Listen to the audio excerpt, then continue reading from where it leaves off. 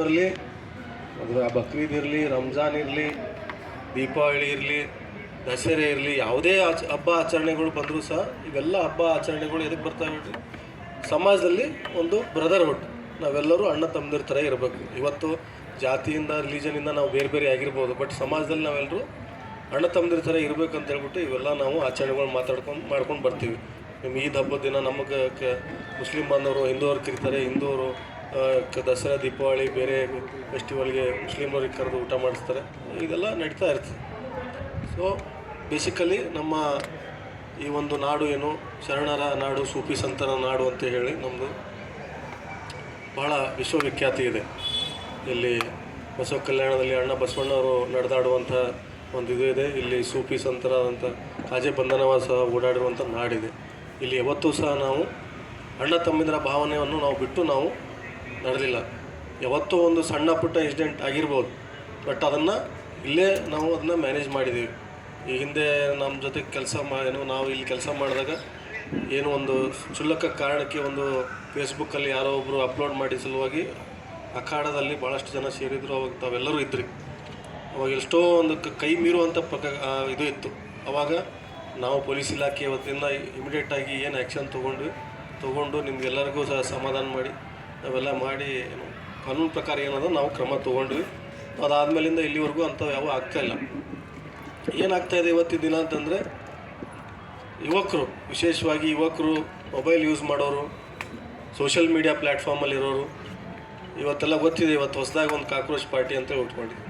ರಾತ್ರೋರಾತ್ರಿ ಏನಾಗಿದೆ, 22 ಮಿಲಿಯನ್ ಜನ ಅದರ ಫಾಲೋವರ್ಸ್. 22 ಮಿಲಿಯನ್ ಅಂದರೆ 220 ಲಕ್ಷ, ಅಂದರೆ 2,20,00,000 ಜನ 5 ದಿನದಲ್ಲಿ ಫಾಲೋವರ್ಸ್ ಆಗಿದ್ದಾರೆ. 2,20,00,000 ಜನ ಅಂತಂದರೆ ಆಲ್ಮೋಸ್ಟ್ 1/4 ಆಫ್ ದ ಕರ್ನಾಟಕ. ಅಂದರೆ ಇವತ್ತು social media is creating sensation. ಒಬ್ಬ ಇಲ್ಲಿ ಕುಂತಲ್ಲಿ ನಾನು ಈಗ ಮಾತಾಡ್ತಾ ಇದ್ದೀನಿ, ಇವತ್ತು ಇಲ್ಲಿ ಈ ಮಾತನ್ನು ಲೈವ್ ಆಗಿ USA ನೋಡ್ತಾ ಇರ್ತಾರೆ. ಸೊ ನಾವು ಯಾವುದಕ್ಕೆ ನಾವು ಮಾನ್ಯತೆ ಕೊಡಬೇಕು, ಯಾವ ವಿಚಾರಕ್ಕೆ ನಾವು ಸೋಷಿಯಲ್ ಮೀಡಿಯಾನ ಬಳಸಬೇಕು, ಎಷ್ಟು ನಾವು ಕಾಷಿಯಸ್ ಆಗಿ ಬಳಸಬೇಕು, ನಮ್ಮ ಬಳಕೆಯಿಂದ ಬೇರೆಯವರಿಗೆ ತೊಂದರೆ ಆಗಬಾರ್ದು ಅನ್ನೋದನ್ನು ನಾವು ಮೊದಲು ಮನಗಡಬೇಕು. ಸುಮ್ಮನೆ ಯಾವುದೋ ಒಂದು ಪೋಸ್ಟ್ ಬರ್ತದೆ, ಅದನ್ನು ಹಾಕ್ಬಿಟ್ಟು ನಾನು ವಿಜೃಂಭಣೆ ಮಾಡ್ತೀನಿ, ಬೇರೆಯವ್ರಿಗೆ ಧರ್ಮಕ್ಕೆ ನಾನು ಅವಹೇಳನ ಮಾಡ್ತೀನಿ, ನಾನು ಅದರಲ್ಲಿ ಖುಷಿ ಪಡ್ತೀನಿ ಅಂತಂದರೆ ನಿಮ್ಮ ಮೇಲೆ ಕಾನೂನು ಕ್ರಮ ಆಗೋದು ಗ್ಯಾರಂಟಿ. ಆಮೇಲೆ ವಿಶೇಷವಾಗಿ ಕೆಲವೊಬ್ರು ಏನು ಮಾಡ್ತಾರೆ ಅಂತಂದರೆ, ಅದಕ್ಕೆ ತಲೆ ಬುಡ ಏನೂ ಇರೋದಿಲ್ಲ. ಸುಮ್ಮನೆ ಯಾವುದೋ ಒಂದು ಫೇಕ್ ಮೆಸೇಜ್ ಬರ್ತದೆ.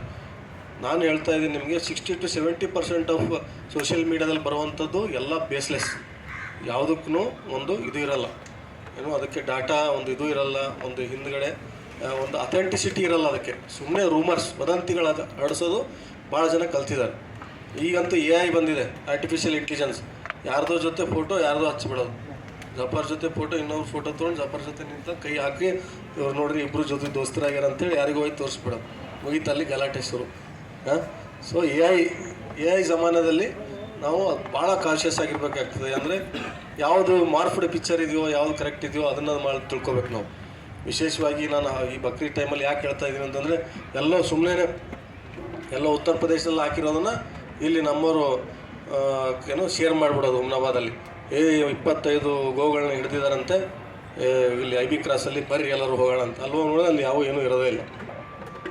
ಇದು ಏನಾಗ್ತದೆ, ಹಬ್ಬದ ವಾತಾವರಣ ಹದಗೆಡ್ಸಂಗೆ ಆಗ್ತದೆ. ಸೊ ಅದಕ್ಕೆ ಯಾವುದೇ ಒಂದು ವಿಡಿಯೋ, ಫೋಟೋ ಏನೇ ಬರಲಿ, ಯಾವುದೇ ಮಿಸ್ಇನ್ಫಾರ್ಮೇಷನ್ ಬಂದರೂ ಸಹ ದಯವಿಟ್ಟು ಪೊಲೀಸ್ ಇಲಾಖೆಗೆ ತಾವು ಮೊದಲು ತಿಳಿಸ್ಬೇಕು. ಸರ್ ಈ ರೀತಿ ಆಗಿದೆಯಂತೆ, ಕರೆಕ್ಟ್ ಇದೆಯಾ? ಸೊ ಅವಾಗ ನಾವು ಏನು ಮಾಡ್ತೀವಿ, ಇಮಿಡಿಯೇಟಾಗಿ ಕ್ರಮ ತೊಗೊಂಡು ನಾವು ಅದನ್ನು ಕಾನೂನು ಪ್ರಕಾರ ಏನು ಮಾಡಬೇಕು ಮಾಡ್ತೀವಿ. ಈ ದೇಶದಲ್ಲಿ ಕಾನೂನು ಬಿಟ್ಟು ಮತ್ತೆ ಏನಾದರೂ ಮಾಡೋಕ್ಕಾಗ್ತದ? ಆಗಲ್ಲ. ಕಾನೂನು ನಾವು ಪಾಲನೆ ಮಾಡಲೇಬೇಕು. ಸಂವಿಧಾನ ಪರವಾಗಿ ನಾವಿರಬೇಕು. ಸಂವಿಧಾನ ಬರೆದಿರುವಂಥ ಏನೇನು ಕಾನೂನುಗಳಿದ್ದಾವೆ ಆ ಕಾನೂನು ಪ್ರಕಾರನೇ ಈ ದೇಶ ನಡೀತದೆ. ಅದು ಬಿಟ್ಟರೆ ಬೇರೆ ಏನೂ ನಡೆಯಲ್ಲ. India is A socialist, secular, republic, democratic country. ಗೊತ್ತಾಯ್ತಾ? ಸೊ ಇದರಲ್ಲಿ ಎಲ್ಲರಿಗೂ ಹಕ್ಕಿದೆ. ಹಿಂದೂ, ಮುಸ್ಲಿಂ, ಕ್ರಿಸ್ತ, ಇಸಾಯಿ, ಸಿಖ್ ಎಲ್ಲರಿಗೂ ಅಷ್ಟೇ ಹಕ್ಕಿದೆ. ಎಲ್ಲರೂ ಭಾಳ ಸಹಬಾಳ್ವೆಯಿಂದ ಪೀಸ್ಫುಲ್ಲಾಗಿ ನಾವು ಇರಬೇಕು. ಸೊ ಈಗ ಆಲ್ರೆಡಿ ತಮಗೆ ಹೇಳಬೇಕಂದ್ರೆ, ಈಗ ನಾವೇ ಒಂದು ಡ್ರೈವ್ ಮಾಡಿದ್ವಿ ಅಲ್ಲಿ ಹುಮ್ನಾಬಾದ್ ಪಟ್ಟಣದಲ್ಲಿ. ಅಲ್ಲಿ ಓಡಾಡ್ಕೊಂಡು ಏನು ಮಾಡಿದ್ವಿ, ನಾವು ಸುಮಾರು ಒಂದು 4 ಪಶುಗಳನ್ನು ನಾವು ಸೀಸ್ ಮಾಡಿದ್ವಿ. ನಮಗೆ ಅನುಮಾನಾಸ್ಪದವಾಗಿ ಕಂಡು ಅದನ್ನು ಸೀಸ್ ಮಾಡ್ಕೊಂಡು ನಾವು ಗೋಶಾಲೆ ಕೊಟ್ಟಿದ್ದೀವಿ. ನೀವು ಏನಾದರೂ ನಮಗೆ ನಿಮ್ಮ ಏನಾದರೂ ಒಂದು ಚಿಟ್ಟಿ ಅಥವಾ ನಿಮ್ಮದು ಏನಾದ್ರು ರಿಸಿಪ್ಟ್ ಏನಾದರೂ ಇದ್ದರೆ ನೀವು ತೊಗೊಂಬಂದರೆ ನಾವು ಅದನ್ನು ಇದು ಏನು ಬಕ್ರೀದ್ ಆದಮೇಲೆ ನಾವು ಅವ್ರವ್ರಿಗೆ ಯಾರ್ಯಾರು ಓನರ್ ಇದ್ದಾರೆ ಅವ್ರಿಗೆ ನಾವು ಹ್ಯಾಂಡ್ ಓವರ್ ಮಾಡ್ತೀವಿ.